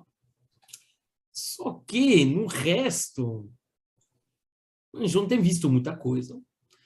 Tem que pensar que também os setores, porque a gente está pensando, obviamente, muito na indústria, os setores industriais, onde você tem ainda a produção industrial na Europa, onde os países europeus são fortes, mas no caso da Alemanha é paradigmático disso, são setores onde a questão da competitividade em preço não é tão importante. A competitividade, sei lá, da venda de um Airbus não é uma competitividade em termos de preço. Em sentido, bom, eu sou crítico, sei que a maior parte de vocês têm críticos do novo desenvolvimentismo, dessas histórias de taxa de câmbio ótimo. Bom, a Alemanha, o que ela exporta, não é competitivo, não é porque você vai ter um pequeno aumento, porque bom, também o preço da energia, quando você produz material óptico de altíssima, de última geração na Alemanha, vai ser o quê? Vai ser 2 ou 3% máximo do preço final. Então, mesmo se você aumenta o custo energético de 40%, então o impacto é quase nulo. Tá? As máquinas, a indústria de máquinas, equipamentos na Itália, de venda de capital na Itália, não é uma competitividade em preço que se coloca. Então, não tenho tanta certeza que o impacto vai ser terrível em termos de competitividade no caso europeu, porque o que sobra de indústria na Europa não é indústria, vamos dizer, de primeira e segunda geração, assim, pensando nas etapas industriais, né? Não é indústria intensiva em mão de obra, não é indústria onde o peso assim do custo energético vai ser tão elevado, né, na parte energética, não sei. E a gente pode debater sobre isso, mas eu teria mais uma visão menos, vamos dizer, catastrofista, né? isso vê, né? Tipo, quando você teve a crise de 73, a crise de 73 que levou a relocalização das atividades industriais para a Ásia. É a questão trabalhista, né? É a questão do custo trabalhista e da ausência de regra, fato que também lá você tem em geral também hoje um elemento importante, regulamentações ambientais muito mais, vamos dizer, laxistas, né, do que não. Então, sei lá, seria bom. Isso pode ser debatido, obviamente, teria que examinar assim mais detalhadamente para cada tipo de setor industrial, mas um sentimento, pelo menos geral, seria esse. Só um dado interessante, Numa, a importação da China de chips foi 380, em 2020, que eu tenho dados, foram 380 bilhões de dólares. É a maior importação isolada, maior do que energia da China, são chips. Quer dizer, na verdade, aí você tem razão nisso, aí onde o jogo vai entrar vai ser pesado, né? Esses produtos de altíssima tecnologia, esse tipo de coisa. Isso que vai ser uma disputa importante adiante. Eu acho que, para tentar, esse tema é um tema bastante interessante, né? É um tema bastante interessante, tem muita coisa para discutir, né? Você vê que a Argentina dançou, né? Baixa assim no meio dessa. Bicalho, eu ia falar isso no meu destaque final. Para dizer que eu não falei de flores. Eu realmente me dei conta agora, acabei de me lembrar que o meu destaque era Argentina. Isso aqui tem um podcast que eu gosto de futebol, que é o pessoal da Trivela, né? E às vezes aí no final esqueceu algum centro, eu falo assim, basta, você tem 2 minutos aí para falar sobre a Argentina. O pessoal sobra o assunto assim. E o Corinthians? Não, fala aí 2 minutos sobre o Corinthians para não falar que a gente não falou, né? Mas quer dizer que a discussão foi boa, né? Pelo menos a gente gostou aqui. E da Argentina, então, em 2 minutos, o problema inflacionário da Argentina precede essa crise, precede a pandemia, tá? É um fenômeno que já vem do final da primeira década dos 2000.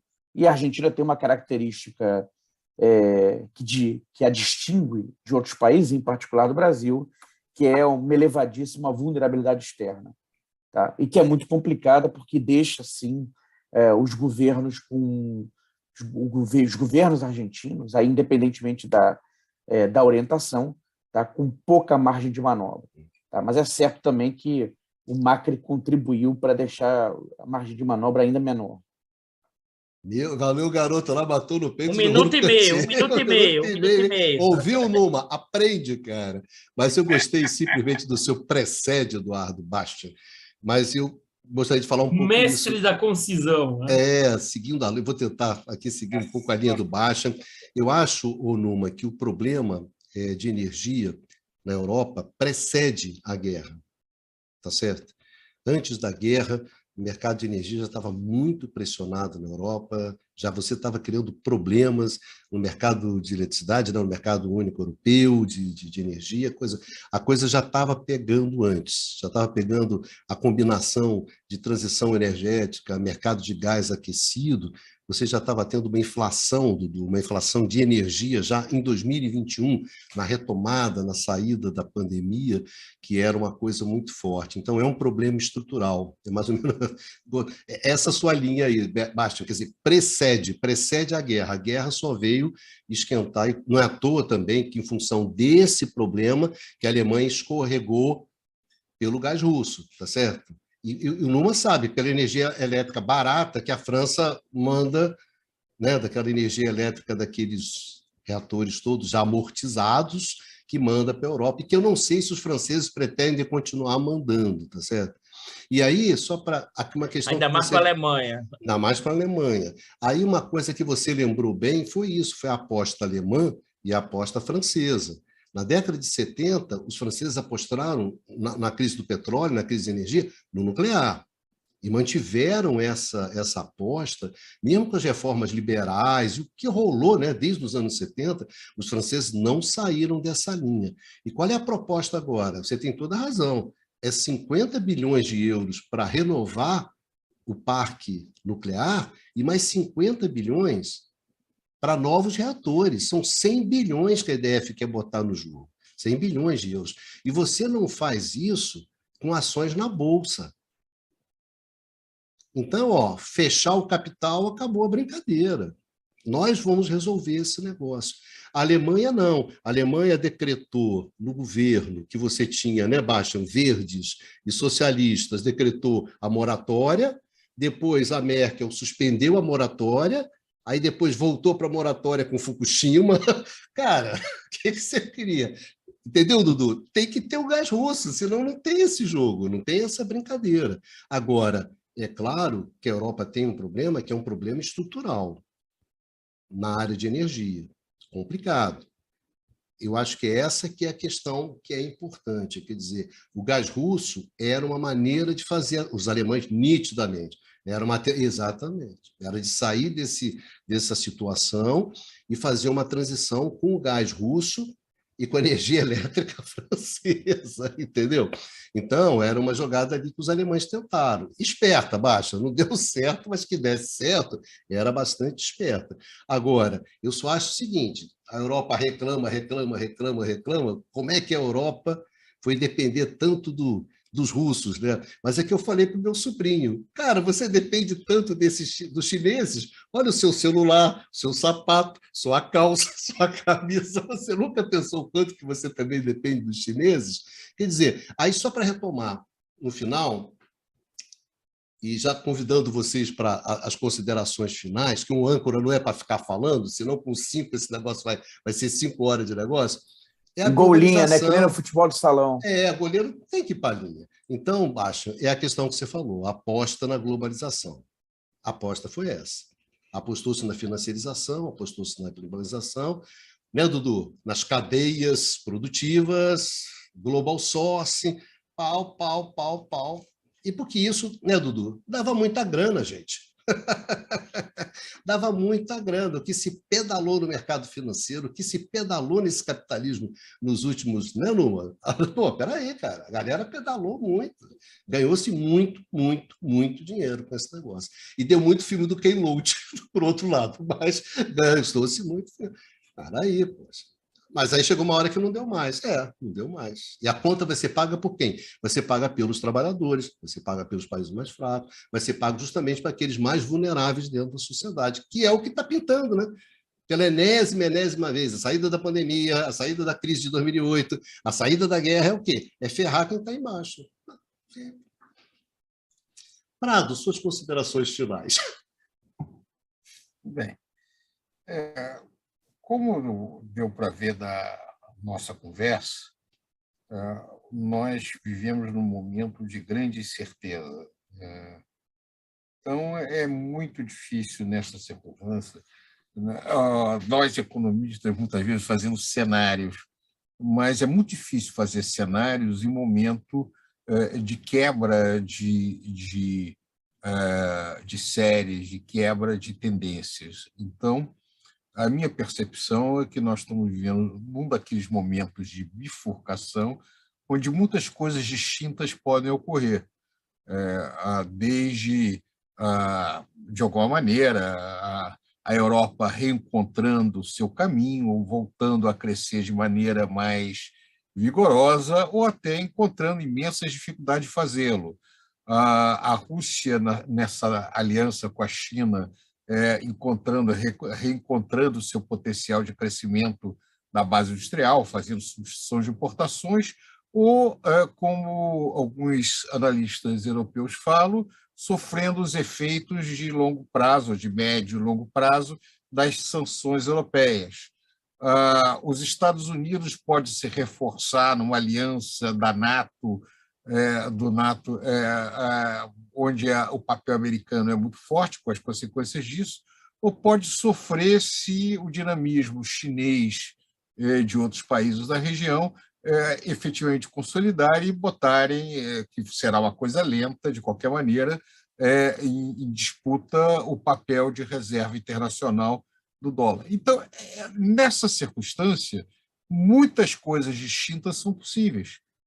Então, o que nos resta agora é acompanhar um pouco essa tendência. Nós que estamos aqui desse hemisfério sul, estamos olhando toda essa situação, temos que ver com uma certa cautela o que vai. O que me preocupa, e aí eu vou terminar, Bicalho, chamando a atenção com o Brasil, no meio dessa confusão toda, eu acho que poucas vezes na história do Brasil, do século XX para cá, nós tivemos tão à margem do potencial ou da inserção das tendências mundiais onde nós poderíamos ir. Quer dizer, no momento que você está fechando empresas dando a preço de banana delas sem estratégia nenhuma, nós estamos com ausência de política industrial, nós estamos sem uma clareza quanto à nossa inserção internacional, no momento que, se nós não fizermos isso, independente de onde vá as tendências do mercado internacional, ficaríamos fora do jogo. Alô, Prado. Obrigado. Dudu. Vou ser bem breve mesmo. O que eu posso dizer, pela nossa conversa, pelo menos a minha percepção aqui, é que, na verdade, nós continuamos na profunda, como o Prado alertou, na profunda mudança estrutural, tá? Uma mudança estrutural que significa uma reconfiguração de relações de poder, de relações econômicas, de relações e da lógica de capital e trabalho, em um capitalismo em transe ou num capitalismo em transformação, um capitalismo em travessia, a gente não tem a mínima ideia para onde vai. Tá? Então, acho que esse é um pouco da situação e que a gente tem observado nesse momento, e é evidente que isso cria enorme dificuldade e incertezas para olhar cenários e possibilidades para frente. Tá?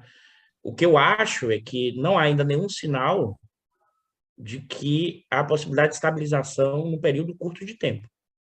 Aquela minha fala que eu coloquei aqui das encruzilhadas e das dificuldades tem a ver com essa dificuldade de como estabilizar o sistema. Acho que ainda teremos enorme instabilidade. A única coisa que eu posso dizer, porque quem está nos assistindo agora, é que hoje não teve eu e uma treta, não teve treta eu e o Prado. Então, vocês devem ter ficado tristes porque a gente não rolou a tretinha. A gente faz isso na próxima semana, tá, pessoal? Um abraço. Agora só paz e amor. O que mostra que esse mundo está realmente cheio de incertezas. Está imprevisível. Que todo encontro é possível, né? Que toda tolerância, deixa feito com tolerância, etc. Eu acho que a gente vai ter que organizar isso, né? Na próxima vez a gente vai brigar para... Assim que ele discutir sobre frações de classe lá na Europa, a gente discute, a gente conversa. O Prado, só para me zoar, porque eu não falei de fração de classe, ele lembra querendo treta. Meu Deus. No segundo da prorrogação, olha. Isso está parecendo uma mesa. Você vê, pessoal, quem é o perturbado aqui, ó. Quem é o perturbado aqui, ó. Quem é o perturbado. Meninos, comportem-se. Não, comportem. Baixazinho, você é o mais novo, se comporta. Numa, fala aí se esse negócio não acaba hoje. Vamos lá. Você fica por último, Baixa. Dá a palavra final. Pá. Tá, então vou ser breve. É piada. 1h, piada numa, sacanagem. Algum clássico tem que acontecer hoje. Olha, se o Numa for breve, como ele costuma ser breve, vai ter que ter parte 1 e parte 2, Bicalho.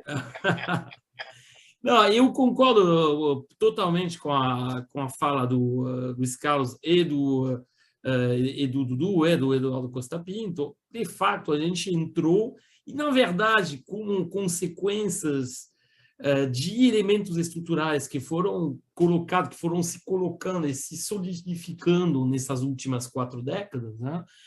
A gente entrou, talvez, num momento onde justamente essas tensões, esses conflitos que foram, de uma forma ou outra, evitados, em parte, ao criar contrafogos, ao criar, assim, tentativas assim de,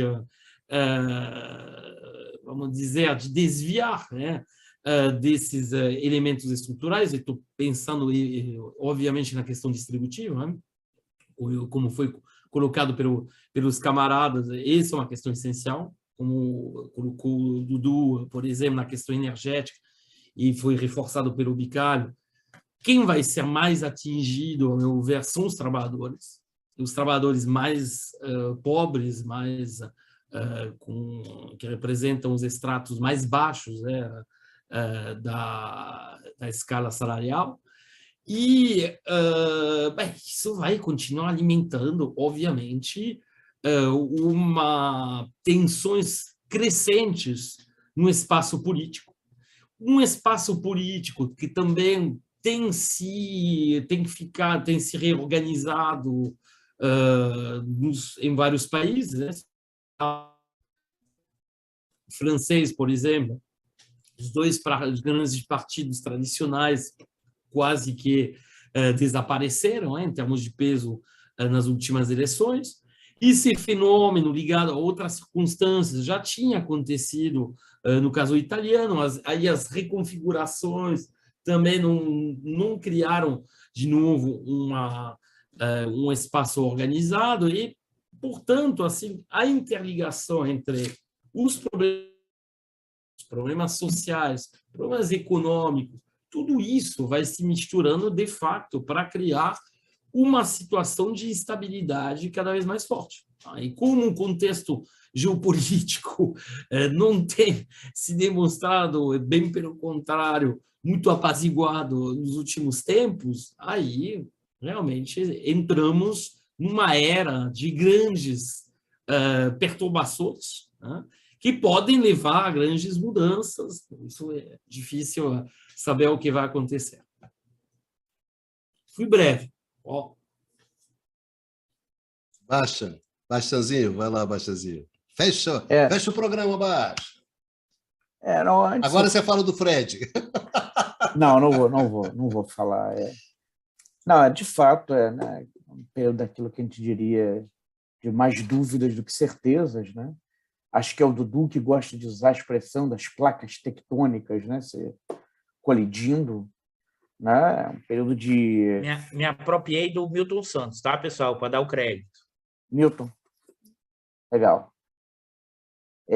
Conterrâneo seu.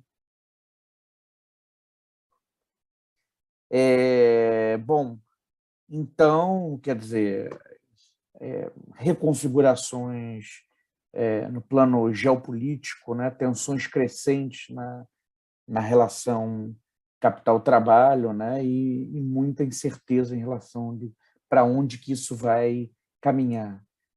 Agora, a última palavra que eu ia falar, já que ao final, né, acabamos nos concentrando muito na discussão, na Europa, né, nessa discussão, ainda que tenhamos tangenciado outras regiões, a Europa ela tem uma crise, a crise europeia, na verdade, além de preceder, ela é mais profunda, né? Quer dizer, existe uma crise de identidade da Europa, do que é, afinal, o projeto europeu, tá? Uma crise que vai mostrando, em diferentes momentos do tempo, né, a sua... Enfim, é um projeto que vem mostrando a sua fragilidade, né? Facetas diferentes da sua fragilidade ao longo do tempo, né? Há 10 anos, a crise mostrava a fragilidade do projeto de unificação monetária, na crise grega, etc., e que é um projeto realmente torto, não? Isso não cabe aqui discutir agora. Projeto torto do ponto de vista macroeconômico, maneira como foi pensado e como como são geridas as políticas macroeconômicas na Europa, que inclusive obstruem, né, maiores taxas de crescimento e menores taxas de desemprego no bloco. Tá? E agora, uma questão também, um problema da ausência de uma política de segurança, né, no bloco. Né? E, afinal de contas, qual é o posicionamento da Europa? Né? É interessante que a região volta a ser, geograficamente, um flanco importante da economia mundial, tá? Um teatro importante, tá? Mas em que a Europa tem um peso decrescente, né? Que a Europa perde protagonismo. Tá? Acho que seria um pouco isso, essa última ideia que eu queria levantar aqui. Tá bom, valeu, Baixo. Obrigadão. Bom, parabéns pela vitória do Fluminense hoje. O Botafogo perdeu para o Santos. Perdeu, estava perdendo, estava 2-0 quando eu olhei. Então, Foi eu gostaria... 2-0. 2-0 mesmo. Eu queria agradecer aqui o Prado, ao Numa e ao Eduardo Costa Pinto, né? Baixam, por essa nossa conversa aqui de 1h, 1h30, né, que a gente teve. Esse é o programa de número 53. Né? Nós começamos a fazer esse programa em março de 2020, né, Prado? Ali no iniciozinho, fruto de uma discussão que a gente estava tendo, que era justamente a gente gostaria de ter um espaço para discutir o que estava acontecendo nesse mundo contemporâneo, né? Nessa contemporaneidade, o que acontecia no mundo. A gente tinha uma enorme curiosidade sobre isso, mas, acima de tudo, uma enorme vontade de entender, né, Dudu, o que estava acontecendo. Nós somos pesquisadores, na verdade, estamos na universidade, e a gente tem uma curiosidade enorme sobre as coisas, né? Uma vontade de entender essas coisas, e, na medida em que a gente vai avançando, vai passando para as pessoas, né, um pouco dessas coisas que a gente está pensando, está indagando, está se questionando sobre esse mundão de Deus que está acontecendo agora. Então, eu acho que esse programa aqui, gente, é esse esforço, né, Dudu? É a gente tentando refletir sobre as coisas que estão acontecendo e refletir com vocês, com as pessoas que acompanham a gente, que assistem o programa, que assistem esse debate, etc. A gente não tem respostas fechadas, né, Numa? O Numa sempre fala, pelo amor de Deus, não pergunta isso, porque eu não vou saber responder isso. Cara, isso é pergunta que se faz. Mas, enfim, a gente não tem, mas a gente vai dividindo essas reflexões, essas indagações que a gente fazia mais entre a gente, né, no bar, no café, numa mesa, numa sala de aula conjunta, com um número maior de pessoas, né? Esse bate-papo já existia. Já. Né? Exatamente com esses personagens. Isso, né? Exatamente. E eu queria comentar, que pode parecer estranho, que, na verdade, a partir desse bate-papo, nós criamos uma disciplina na pós-graduação para discutir a economia contemporânea. Acho que isso é importante destacar. A gente começou, depois do Conversas, a gente criou a disciplina na pós-graduação. Aí com peso de leitura, com uma linguagem... Não, claro, Prado, claro. Mas, de qualquer maneira, o que é importante é o seguinte, o que nós queremos fazer, até comunicar aí, que a nossa ideia manter esse espaço assim, de conversa leve nos próximos programas. Quer dizer, nós, de alguma maneira, em vez de ter um tema tão fechado, trazer um pouco, como o Bicalho falou um pouco as reflexões, o que está acontecendo nas últimas semanas no mundo e seguir adiante em conjunto com vocês. Tentando, inclusive, encurtar, né, o prazo, né? A gente, às vezes, está fazendo um programa por mês, vamos tentar fazer um programa a cada 15 dias, né? Tentar encurtar um pouquinho, gente. Vocês não se esqueçam que todo mundo aqui dá aula, trabalha, faz coisas, né? E a gente não é brincadeira, a gente grava na madrugada, né? Agora, 00:40 da quinta-feira, no dia 21, né? E que é um espaço que a gente tem, mas que a gente se diverte muito fazendo, e a gente acha que faz uma coisa que é útil para as pessoas, né? Pelo menos que a gente vê pelos comentários que vocês deixam lá no canal, as pessoas, parece que isso é uma coisa importante para as pessoas. As pessoas sentem uma vontade muito grande de discutir, de ter informação, né? Tem uma carência muito grande no país sobre isso, e uma enorme curiosidade que não é só nossa, né, Prado? Parece que as pessoas também têm uma enorme curiosidade sobre isso, né? E esse programa só existe porque o Prado encheu o saco da gente para fazer. O Pradinho ficou no pé da gente, vamos fazer. Isso é o Prado lá, que com essa enorme curiosidade que ele tem também, e transmitiu isso para nós. Bom, gente, então, muito obrigado a todos e a todas que nos acompanham, né, nesse 2 anos e meio, né, esse é o 3º ano de programa, e a gente se encontra daqui a 15 dias, né, vamos se esforçar para daqui a 15 dias, aí a gente fala mais sobre a Argentina, né, Baixo? a gente fala mais sobre a Argentina. Enfim, um grande beijo a vocês todos, a vocês todas, e a gente se encontra aqui no canal do Instituto de Economia da UFRJ, no seu programa, né, de debate, de discussão sobre temas internacionais, que é o Conversas sobre o Mundo Contemporâneo. Um grande beijo para vocês, vida que segue, e se cuidem, gente. Um abraço.